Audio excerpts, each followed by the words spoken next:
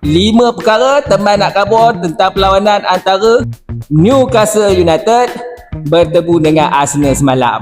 Fun fact pertama, St. James Park kita punya. Maksud teman, kita dah tak ada badi dengan Newcastle. Biarpun diorang badan besar-besar belaka, kita boleh adapt, kita boleh lawan balik ataupun challenge balik.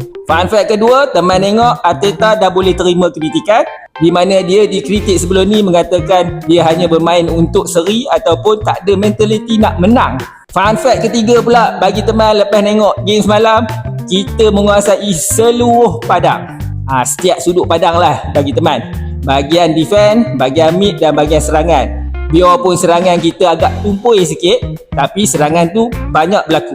Bagi fun fact keempat pula, teman tengok Arsenal dah ready dah dengan skuad lawan yang main secara low block ataupun haram ball. Tengoklah macam mana Newcastle main haram ball, dan minggu lepas City pun main haram ball, kita boleh tapau. Dan fun fact kelima, ni teman nak khabar lah ya, buat Liverpool, Arsenal dah ready dah untuk kejar koma. Beza 2 poin sekarang ni. Apa-apa pun rival jangan koyak.